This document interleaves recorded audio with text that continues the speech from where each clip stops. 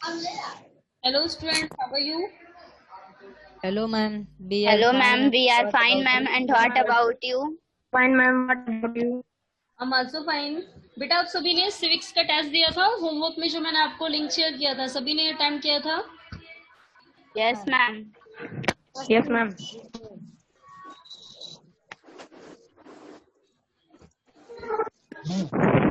Yes Shreya आपने भी किया है बेटा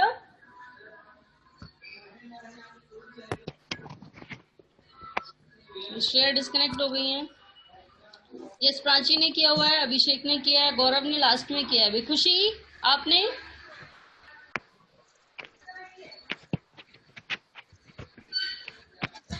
एंड तनवीर आपने आपने नहीं किया है मैंने अभी चेक किया है आपने नहीं किया है रिस्पॉन्स खुशी ने भी नहीं किया है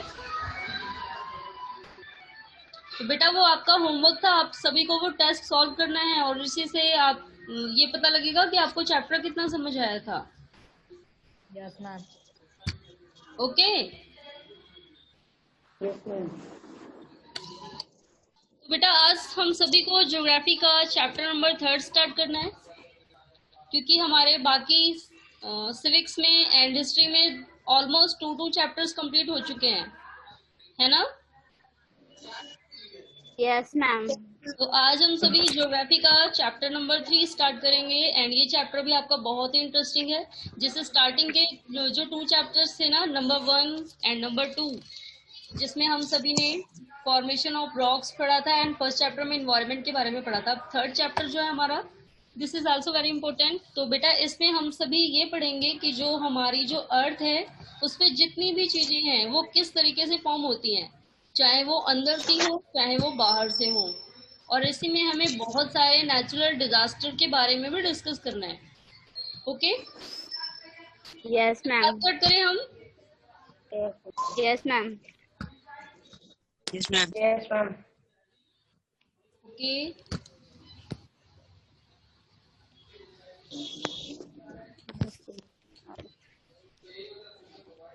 बेटा स्क्रीन दिख रही है आप सभी को Yes, ma'am. Yes, ma'am.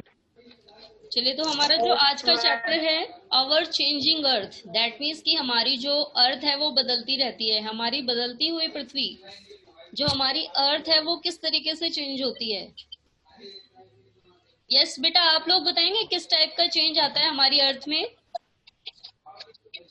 जैसे अभी हमने इससे पहले वाले चैप्टर में डिस्कस किया था काफी सारे चेंजेस हुए थे जो हमारी अर्थ है ना वो पहले की पोजीशन में नहीं रहती बहुत सारे चेंज होते रहते हैं उसमें Yes, ma'am.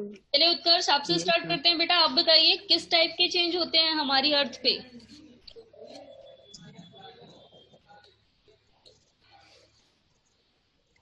Yes Utkarsh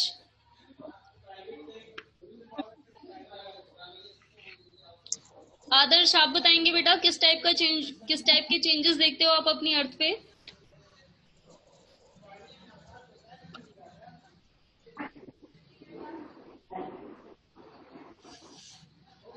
oh my God आप लोग चेंजेस ही नोटिस नहीं करते हैं इतने सारे चेंजेस होते हैं हमारी अर्थ पे Yes, श्रेया ma'am. आप बताइए बेटा Ma'am. Every daily grows plants. The changes of weather. Yes very good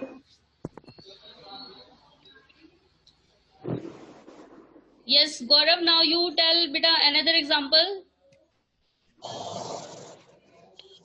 किस टाइप की चेंजेस यस यस गौरव बेटा किस टाइप के चेंजेस होते हैं हमारी अर्थ पे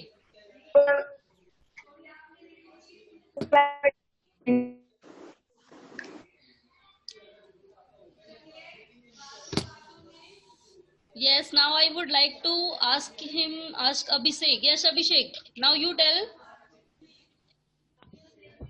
And the changes that we see on our earth is that the climate, weather, and rotation and revolution of the earth, and how the magma come out, and there are many others changes on our earth.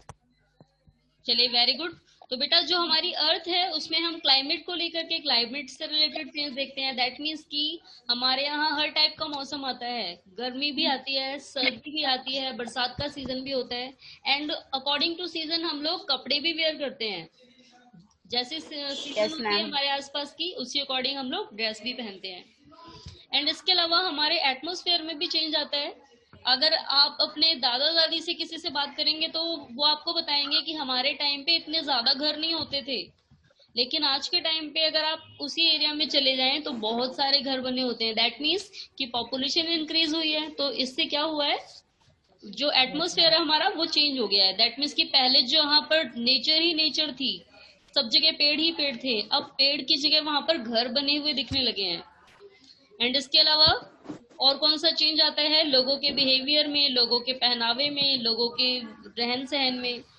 और इन सारे changes को अगर हम neglect कर दें, अगर हम इन सारे चेंजेस को छोड़ दें, इसके अलावा भी बहुत सारे चेंजेस होते हैं। और वो चेंजेस हैं हमारी अर्थ को लेकर के, जिन चेंज को हम फील भी नहीं करते हैं। तो ये कौन से टाइप के चेंज हैं जिन्हें हम नोटिस ही नहीं करते हैं, और ये चेंजेस क्यों होते हैं, और क्या हम इन्हें रोक सकते हैं? क्या मतलब ऐसा कोई तरीका है जिससे हम इन चेंजेस को होने से रोक दें? जैसे बेटा आपके घर में अगर कोई सपोज दैट आपके लिए कोई खिलौना आया, अगर आपको वो नहीं पसंद आता तो आप क्या करते हैं? अगर आप छोटे बच्चे होते हैं, जैसे छोटे बच्चे थे, कोई खिलौना नहीं पसंद आया होता है तो आप क्या करते हैं, उसे रिप्लेस कर देते हो ना? Yes, ma'am. Yes, ma'am. और अगर आप बात करें अब इस टाइम की, अब आप लोग, अगर आप लोगों के लिए कोई चीज लेके आए आपके फादर या मदर, अगर आपको नहीं पसंद आ रहा है तो आप उनसे कहते हैं कि इसे चेंज कर दीजिए, मुझे दूसरा चाहिए। या फिर आपको मार्केट लेके जाए तो आपसे पूछते हैं कौन सा वाला लेना है, तो आप क्या करते हैं, जो आपने Yes. पहले वाला लिया होता है ना उसे चेंज कर देते हैं, क्योंकि आपको नई क्वालिटी देखनी होती है कि अब हम अब की बार न्यू ट्राई करेंगे। तो बेटा जो हमारी अर्थ है इसमें चेंजेस क्यों होते हैं? हर बार कुछ नया होता रहता है। तो इस बेटा जो हमारी अर्थ में जो चेंजेस होते हैं इन्हें दो टाइप्स में डिवाइड किया गया है। एक है एंडोजेनिक फोर्स एंड दूसरा है एक्सोजेनिक फोर्स। Exogenic force. ठीक है, चलिए Yes, बेटा, तो ma'am. हम लोग चैप्टर स्टार्ट करते हैं अब अपना। और इस चैप्टर में क्या क्या पढ़ना है हमें, तो इस चैप्टर में हम पढ़ेंगे अपनी अर्थ के बारे में, कि जो हमारी अर्थ है वो कैसे बदल रही है, अवर चेंजिंग अर्थ। तो बेटा आप सभी ध्यान से सुनेंगे, क्योंकि ये जो चैप्टर है बहुत ही इंटरेस्टिंग है, और अगर आप लोगों ने ये चैप्टर पढ़ा तो आपको बहुत सारी चीजें याद होती जाएंगी। Okay, Yes, ma'am. चलिए, तो बेटा हम सभी ने अपनी अर्थ की लेयर्स के बारे में पढ़ा था। टोटल कितनी लेयर्स होती हैं हमारी अर्थ में, उसके कितने स्फेयर होते हैं, हमने अलग अलग स्फेयर के बारे में पढ़ा था ना एनवायरमेंट वाले चैप्टर में। यस आदर्श, आप बताइए।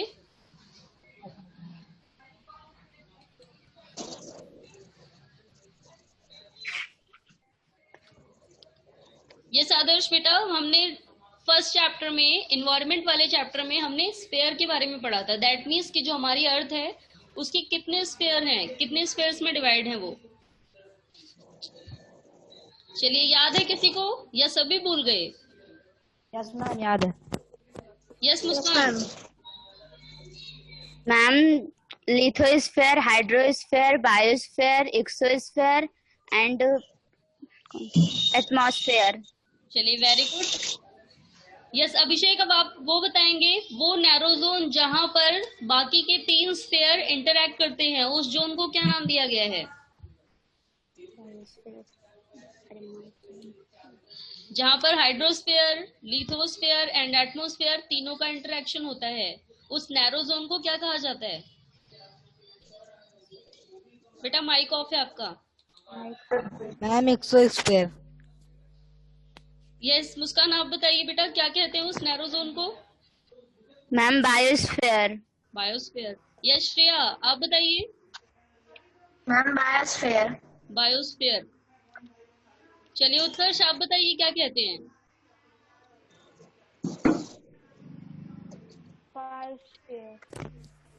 उत्कर्ष की आवाज ही नहीं आ रही है प्रॉपर। यस गौरव, आप बताइए।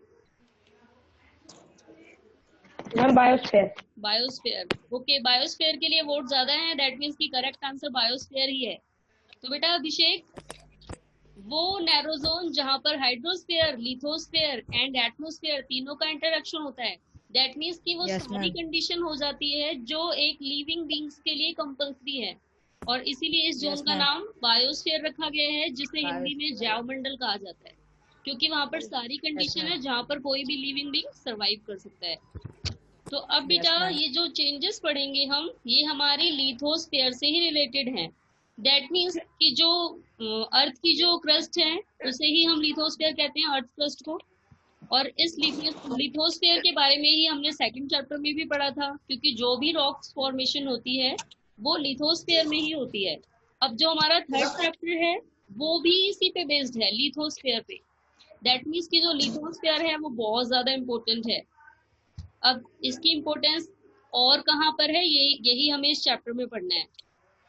तो बेटा जो हमारी लिथोस्फीयर है is broken into a number of plates known as the lithospheric plate.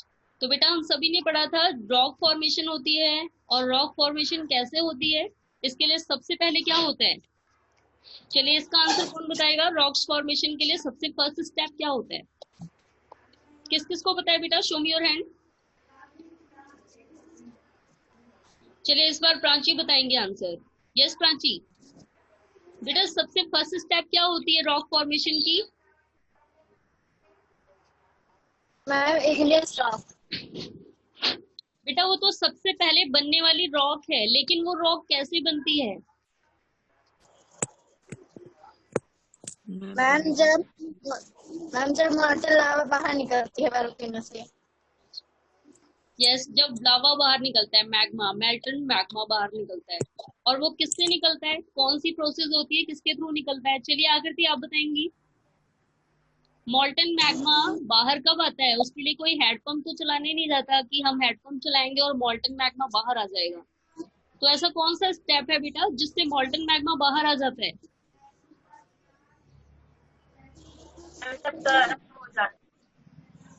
Yes आकृति, बेटा आपकी आवाज प्रॉपर नहीं आ रही है। श्रेया आप बताइए।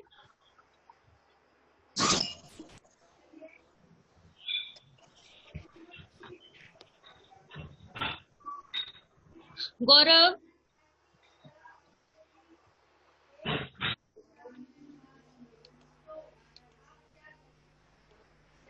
यस गौरव आप बताइए बेटा, मॉल्टन मैग्मा बाहर कैसे आता है। प्राची आपको पता है बेटा। मैम जब बहुत गर्म हो जाता है नीचे। जब बहुत गर्म हो जाता है तो बेटा वो एक पहाड़ के रूप में वो मॉल्टन मैग्मा जब बाहर आने लगता है ना, तो जो हमारी अर्थ क्रस्ट है वो एक छोटे से माउंटेन का रूप ले लेती है, और इस माउंटेन को हम क्या बोलते हैं। यस मुस्कान आप बताइए।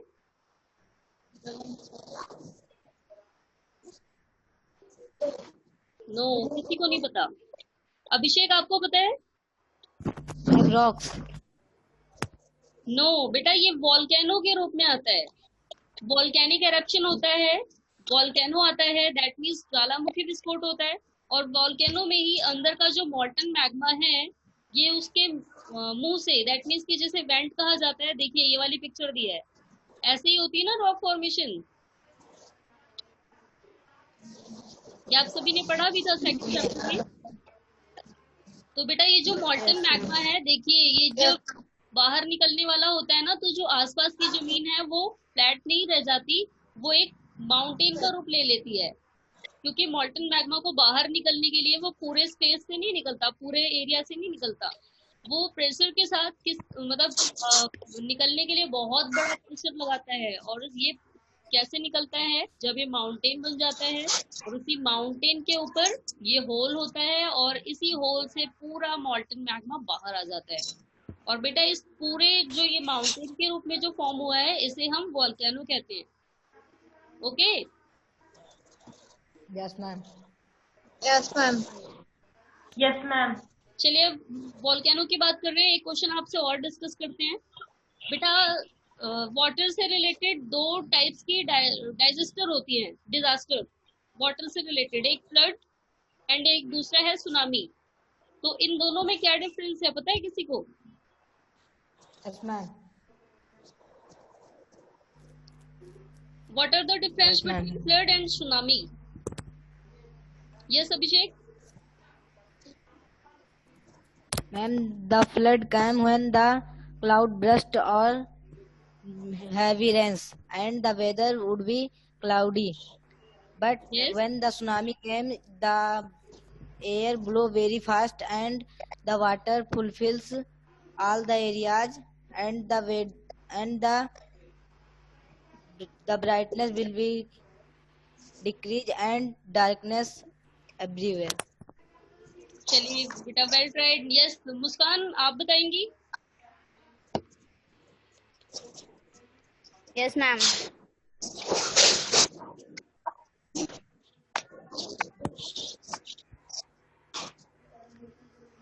यस मुस्कान बेटा, फ्लड एंड सुनामी में दोनों में क्या डिफरेंस है?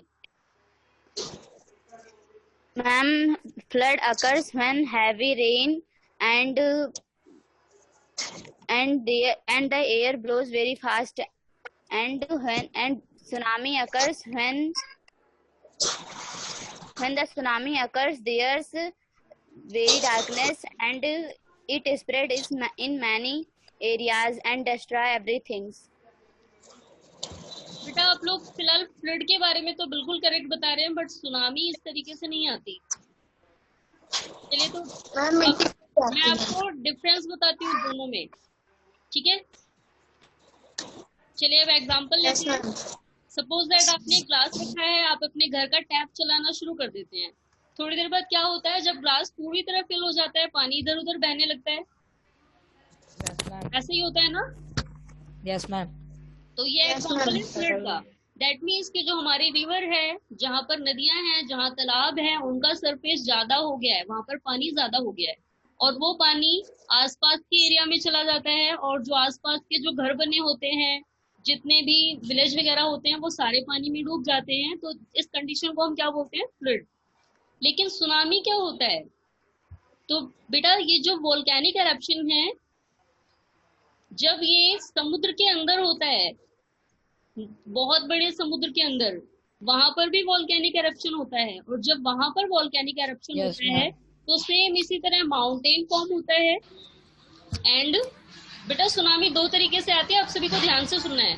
तो एक तो जब वहां पर वोल्केनिक एरप्शन होता है, ये मॉल्टन मैग्मा बाहर निकलता है, और इसके ऊपर जो पानी होता है, वो पानी इसी प्रेशर के साथ मतलब बहुत ही ज्यादा स्पीड में उड़ करके दूसरे एरिया में जाता है.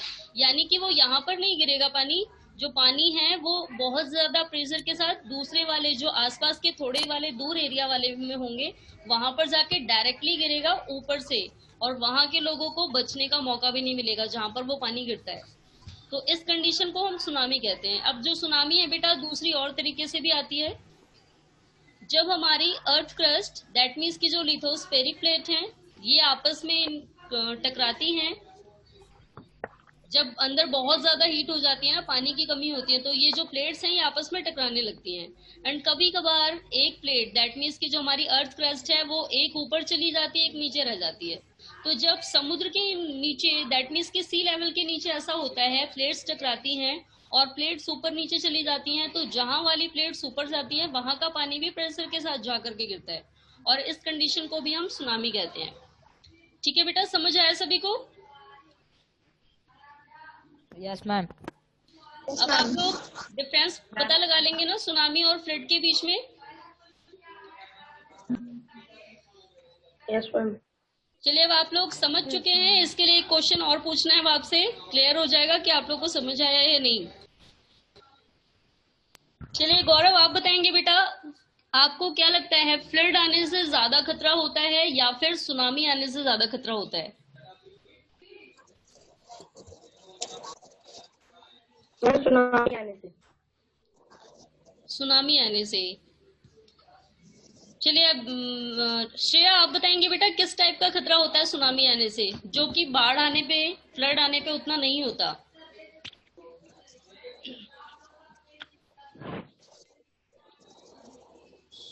यस श्रेया.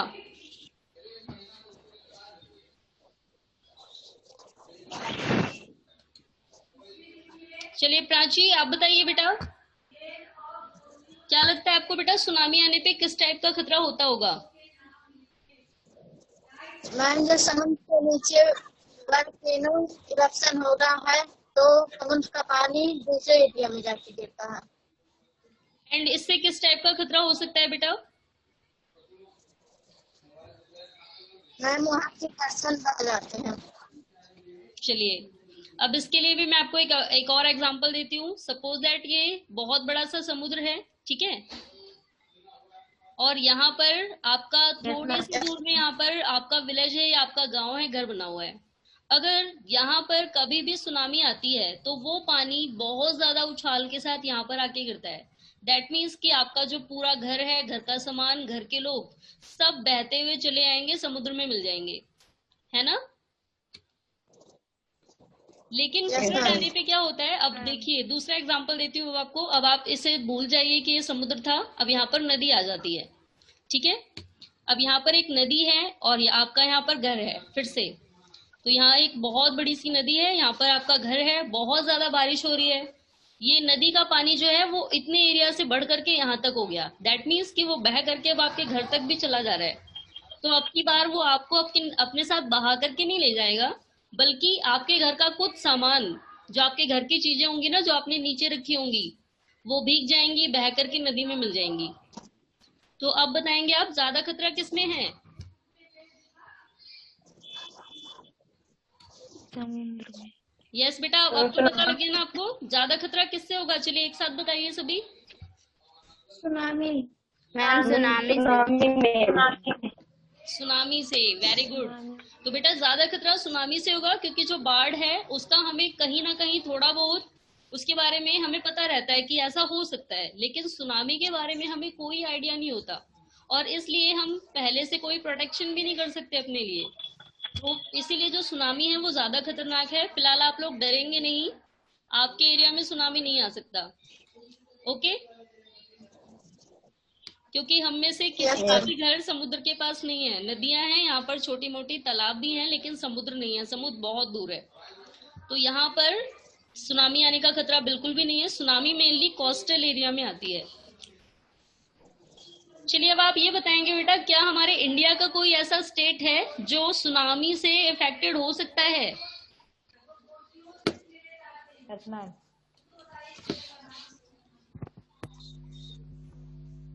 Yes, ma'am. अब आप सभी को इंडिया का मैप एक बार याद करना है, और अब आप ये बताएंगे कि कौन से ऐसे एरिया हैं जहाँ के लोगों को सुनामी से परेशानी हो सकती है। Yes, ma'am. चलिए अभिषेक आप बताएंगे बेटा। Ma'am Kerala. Kerala, very good. And Tamil Nadu भी है, तमिलनाडु में भी हो सकता Yes, है ma'am. ऐसा। तो बेटा मेनली केरला एंड तमिलनाडु हैं जिनके साथ में बहुत बड़ा सा समुद्र है, ओशियन है, महासागर। एंड वो ऐसे एरिया हैं जो सुनामी से इफेक्टेड हो सकते हैं। यानी वहां के लोग हैं, जो वहां के लोग हैं ना, वो हमेशा डरे रहते हैं कि हमारे एरिया में भी ऐसा हो सकता है। तो बेटा आप सभी को सुनामी एंड फ्लड के बारे में समझ आ गया? Yes, ma'am. चलिए अब हम इसी टॉपिक को और आगे बढ़ते हैं, क्योंकि अभी हमें टॉपिक पे आना है, इसमें हमें सुनामी एंड फ्लड के बारे में डिस्कस नहीं करना है। तो हम इसमें क्या पढ़ रहे थे? लिथोस्फेरिक प्लेट के बारे में। और ये जो लिथोस्फेरिक प्लेट हैं, ये आपस में टकराती रहती हैं। You will be surprise to know that these plates move around very slowly. और आपको जान के हैरानी होगी कि बेटा ये जो प्लेट्स हैं ये हमेशा ही खिसकती रहती हैं थोड़ी थोड़ी। ऐसा नहीं है कि केवल एक महीने बाद या एक दिन में एक बार या फिर साल में एक बार खिसकती हैं। ये हमेशा ही थोड़ी थोड़ी सी सरकती रहती हैं जो प्लेट्स हैं। And just a few millimetres each year. और हर साल केवल कुछ ही मिलीमीटर सरक पाती हैं। दैट मीन्स कि सरकते सरकते इतनी धीरे हिलती हैं कि पूरा एक साल होने के बाद 1 मिलीलीटर मूव कर पाती हैं। और अगर ज्यादा तेजी से करेंगी ना तो हम सबके घर गिर जाएंगे। और यही कारण है कि ये धीरे धीरे से हिलती रहती हैं, ठीक है। तो आपको ये याद रखना है बेटा, एक साल में ये कितना मूवमेंट कर पाती है? ओनली कुछ मिलीमीटर्स, ओके। Yes ma'am. अब ऐसा क्यों होता है? ये प्लेट्स क्यों सरकती रहती हैं? क्या कोई है अंदर ऐसा राक्षस है जो हिलाता रहता है इसे? तो ऐसा बिल्कुल भी नहीं है। बेटा हम सभी ने रॉक्स फॉर्मेशन के बारे में पढ़ा था ना। Yes, ma'am. Yes, ma'am. तो अंदर जो मैग्मा है ना, जो बहुत ही गर्म है, जैसे आप लोगों ने कभी अगर पानी बॉईल किया हो घर पे या दूध बॉईल किया हो, जब आप उसे ढक देते हैं ना ऊपर से, प्लेट से पूरी तरह कवर कर देते हैं, तो थोड़ी देर बाद वो प्लेट हिलने लगती है ऊपर वाली। तो ऐसे ही हमारी Yes, अर्थ ma'am. क्रस्ट के साथ भी है। जब इसके अंदर बहुत ज्यादा गर्मी होती है ना, बहुत ज्यादा गर्मी होती है, तो ये लिथोस्फेरिक प्लेट हिलने लगती हैं बहुत ज्यादा गर्मी की वजह से। क्योंकि जो मॉल्टन मैग्मा की जो भाप होती है, जो उसकी जो मतलब जो उसका स्टीम होता है, वो ऊपर की तरफ उठता है, और उसी स्टीम की वजह से ये लिथोस्फेरिक प्लेट हिलती रहती है, मूवमेंट करती है।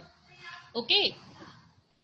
Yes, ma'am. The Yes, molten ma'am. magma inside the earth moves in a circular manner as shown in this activity.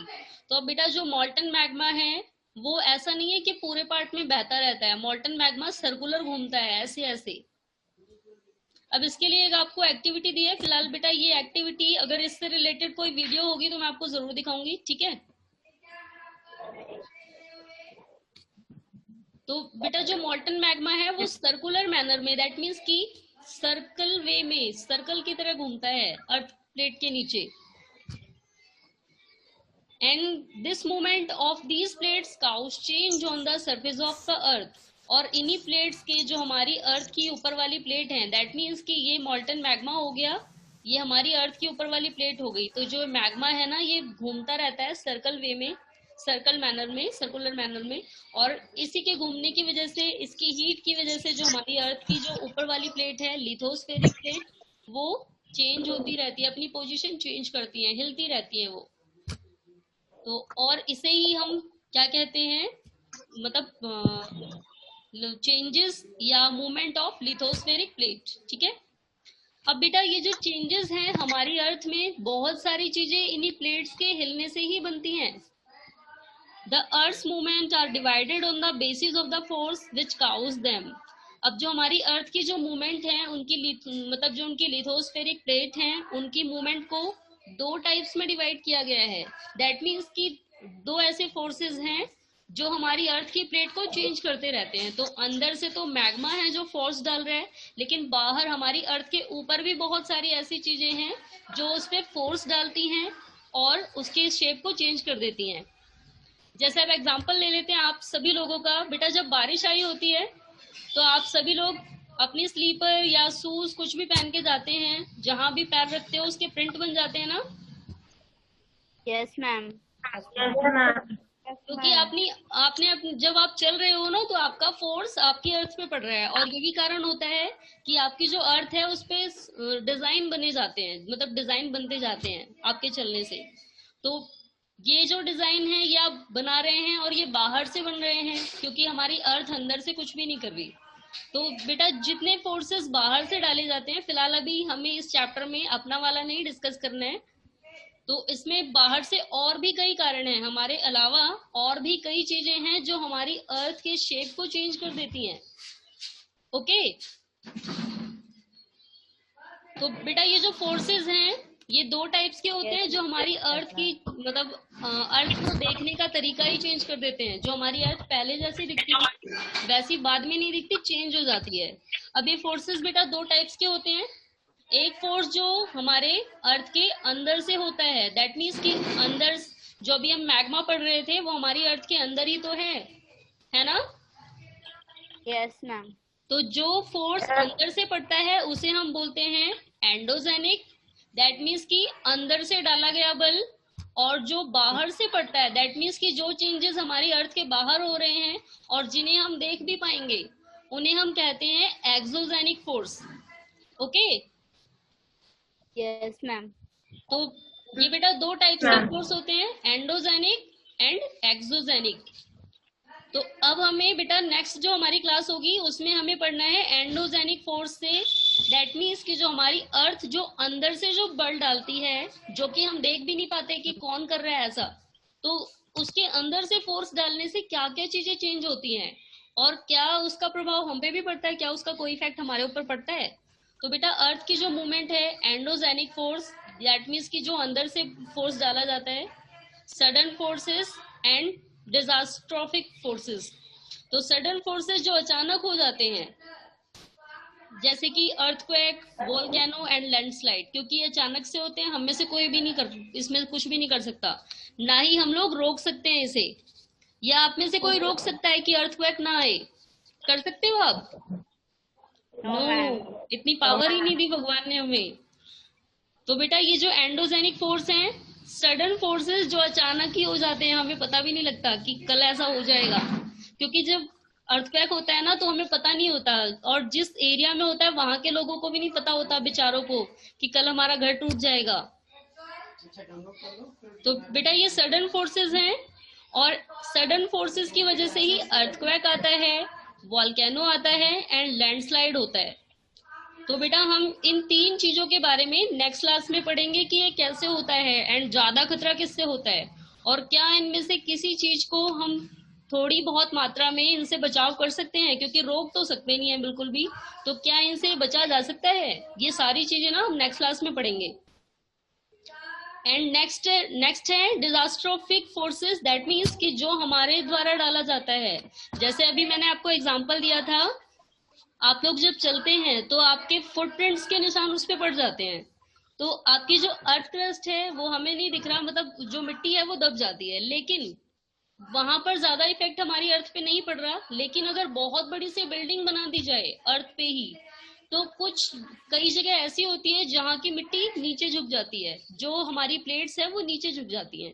तो बेटा हम इसे क्या कहते हैं? डिजास्ट्रोफिक फोर्स। ओके, उसके बाद हमें और क्या पढ़ना है? एक्सोजेनिक फोर्स, जिसके बारे में हम बाकी नेक्स्ट क्लास से अगली वाली क्लास में पढ़ेंगे। ठीक है, तो बेटा आज जितना पढ़ा है सभी को समझ आया? Yes ma'am. ओके, तो बेटा आज क्या करना है आपको? आज का जो आपका होमवर्क है वो ये है कि आपको इसी एक्सरसाइज के स्टार्टिंग के 2 क्वेश्चन के आंसर लिखने हैं। ठीक है, why do the plates move, ये कर लेंगे आप। इसका आंसर चलिए कौन बताएगा? Why do the plates move, plates क्यों मूव करती हैं? यस मुस्कान, आपको पता है? Ma'am, the plates moves because the molten magma inside our earth pressure on it. चलिए वेरी गुड। तो बेटा ये जो प्लेट्स हैं क्यों मूव करती है? क्योंकि जो अंदर से मॉल्टन मैग्मा है वो प्रेशर डालता है ऊपर की तरफ, हमारी अर्थ की तरफ, और यही कारण है कि जो हमारी अर्थ प्लेट्स हैं वो मूवमेंट करती रहती हैं। चलिए नेक्स्ट क्वेश्चन है, what are exogenic and endogenic force. चलिए अभिषेक आप बताएंगे बेटा, what are exogenic force? And the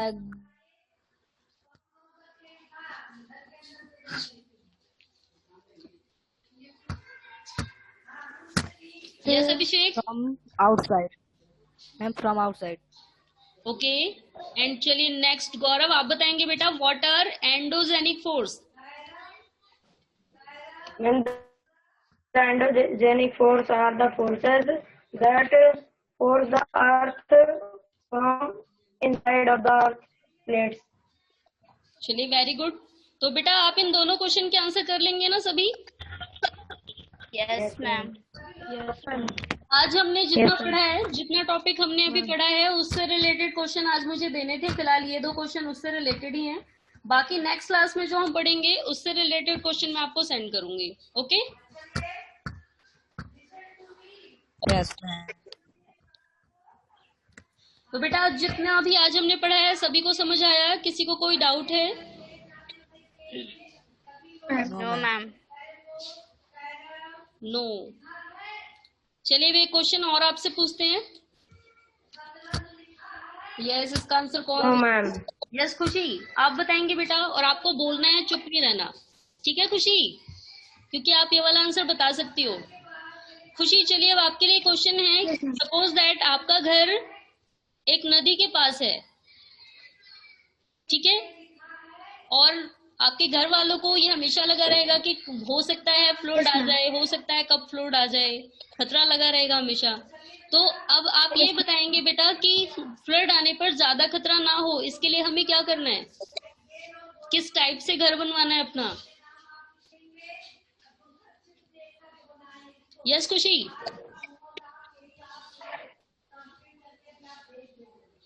ma'am हमें अपना यस खुशी, बोलिए बेटा, वेरी गुड।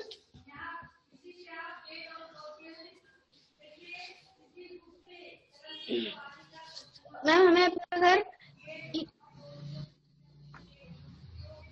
चलिए आकृति, आप भी इसी क्वेश्चन का सेम आंसर बताइए। अगर आपकी मम्मी भी खुशी के बगल में ही घर बनाने को बोलती हैं तो आप क्या करेंगे? अपने घर को कैसे बनवाएंगे?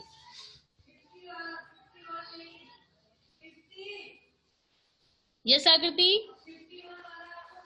अपना घर नदी के बगल में नहीं बनाना चाहिए। नदी के बगल में नहीं बनाएंगे। एंड अगर आपकी जमीन ही वहां पर हो, तब नदी के पास ही हो, तब क्या करेंगे? अपनी जमीन छोड़ के भाग जाएंगे?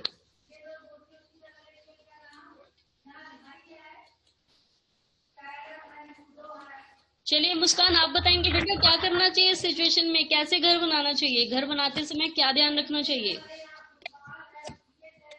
Ma'am, to avoid my family from the floods, I will say to my parents to build the tilt house or the house that is made by bamboos. Okay, very good. And इसके अलावा एक चीज और हो सकती है, स्टिल्ट and bamboo का हाउस बनाने के अलावा भी हम अपने फैमिली वालों को बोलते हैं नीचे बहुत सारे स्टेयर्स लगवाओ।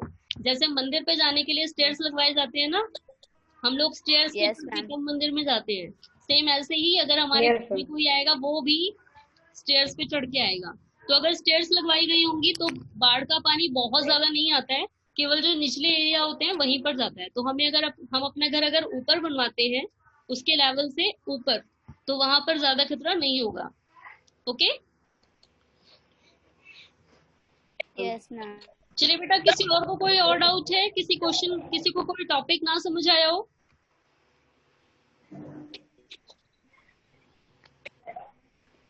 यस, सभी को समझ आ गया?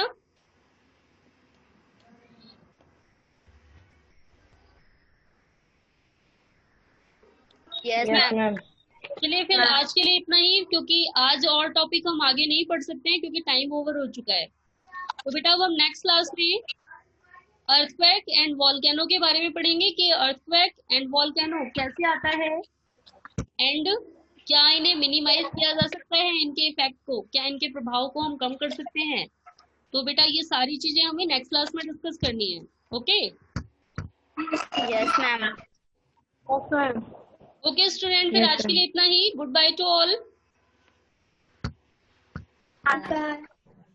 Goodbye. Ma'am, goodbye. Bye.